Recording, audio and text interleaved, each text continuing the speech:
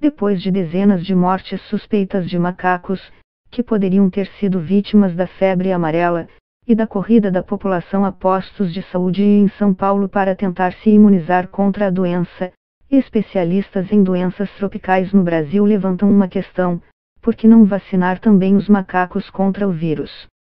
Os primatas são hospedeiros do vírus da febre amarela. Eles não o transmitem a outros macacos ou a seres humanos diretamente. O contágio só aconteceria se um mosquito picasse o macaco infectado e, na sequência, picasse uma pessoa. Mas evitar que os macacos se contaminem com o vírus poderia, sim, ser uma maneira de aumentar a proteção à população das cidades. Há estudos no país para avaliar a eficiência da vacina em macacos e poderíamos facilmente ajustar a dose para cada uma das espécies que ocorrem em áreas verdes da cidade, diz o virologista Edson Luiz Durigon, professor do Instituto de Ciências Biomédicas, ICB, da Universidade de São Paulo. As pessoas estão protegidas agora, mas e daqui a uma década? Vacinar os macacos cortaria a circulação do vírus por vários anos, acrescenta Eduardo Massad, professor da Faculdade de Medicina da USP. A febre amarela tem uma versão silvestre, na qual o vírus circula entre macacos e neles se mantém por pouco tempo.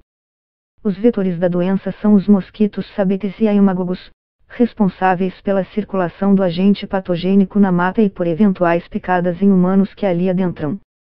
Se, ao ir para a cidade, uma pessoa não vacinada que hospeda o vírus for picada por um mosquito como o Aedes aegypti, pode deflagrar-se o ciclo urbano, homem-mosquito-homem, algo que não acontece no Brasil desde 1942.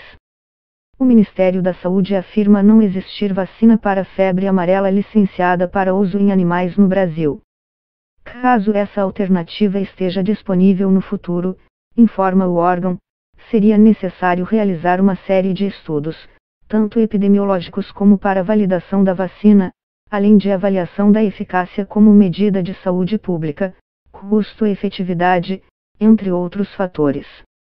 Atualmente, o Ministério da Saúde recomenda a vacinação em humanos para 21 unidades da Federação. A mais recente é o Espírito Santo. Nos macacos, a doença causa sintomas muito semelhantes aos vistos em humanos: febre alta, prostração, icterícia, anorexia, danos no fígado e nos rins, além de hemorragia bucal e intestinal. Dali o cenário pode evoluir para agitação, coma e mudanças metabólicas irreversíveis. A morte costuma ocorrer entre 3 e 7 dias depois do primeiro episódio de febre.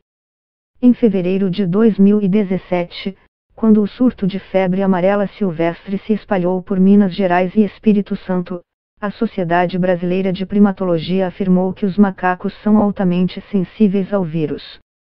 Além disso, eles não têm acesso à vacina, exclamaram os autores do texto. Na época, os animais estavam sendo agredidos e, por vezes, mortos pela população, devido a informações equivocadas sobre a transmissão da doença. Depois que 3 primatas encontrados mortos, um bugio e 2 sagues foram identificados com a infecção em áreas verdes de São Paulo, a bióloga Juliana Summa, diretora da Divisão de Fauna Silvestre da Secretaria Municipal do Verde e do Meio Ambiente, afirma que pessoas que criam macacos têm soltado os animais sem planejamento, com medo injustificado do contágio. Isso complica ainda mais, diz ela, a tarefa de inventariar os primatas que habitam 27 parques municipais, 4 estaduais e 14 áreas verdes paulistanas que abrangem várias propriedades particulares. Não conseguimos estimar o número de sagues, por exemplo, porque temos populações, animais, que vão de 4 a 5 membros até outras com 20 a 30, diz. A gente teria de correr a cidade inteira para fazer a contagem desses animais. Com base em levantamento bibliográfico, o professor Eduardo Massad faz uma estimativa, cálculo que existam, aproximadamente, de 40 a 50 mil primatas não humanos que podem ser hospedeiros da febre amarela em São Paulo. Considerando que a imunidade de rebanho para esse vírus seja em torno de 50%, não seria preciso vacinar todos os macacos, mas algo em torno de 20 mil deles. A imunidade de rebanho é a resistência de um grupo ou população à introdução e disseminação de um agente infeccioso. Ou seja, é a proporção crítica de pessoas ou animais acima da qual a doença desaparece. Não precisa ser um número exato, mas, se chegar perto da imunidade de rebanho, corta-se a circulação do vírus, explica Massad. Ele reconhece que a imunização de 20.000 macacos seria trabalhosa e custosa. Mas, comparada aos 2,9 milhões de doses da vacina contra a febre amarela previstos para serem aplicados na população de São Paulo, me parece que a estratégia se justifica em termos de custo-benefício, opina. O Ministério da Saúde gasta R$ 4,42 por dose de vacina para humanos. Para Juliana Summa, o ponto mais crítico da proposta é a captura dos primatas. É uma tarefa muito difícil porque precisamos colocar armadilhas e prever que os animais cairão nelas, dependendo da espécie, ele cai uma vez e não cai mais. Ela lembra uma experiência com sagues vivida pela divisão no Parque Paulistano Alfredo Volpi, que tem M. Foram necessários 6 meses para pegar 8 bichos. Eles aprendem que a porta da armadilha fecha e não querem entrar ali. Além de sagues, vivem nas copas de árvores paulistanas bugios, sauas e macacos prego. Uma alternativa para driblar essa dificuldade, apontada tanto por Juliana Summa como pelo professor Edson Durigon, seriam as vacinas discas, usadas nos Estados Unidos para proteger os guaxinins da raiva.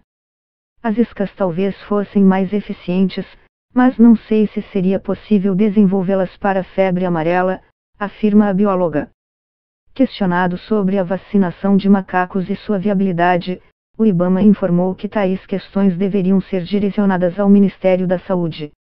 Já o Centro Nacional de Pesquisa e Conservação de Primatas Brasileiros, CPB, locado no Ministério do Meio Ambiente, chegou a afirmar que um grupo de pesquisa envolvendo o Instituto de Tecnologia em Imunobiológicos, Biomanguinhos, daria início a testes de vacinas em primatas.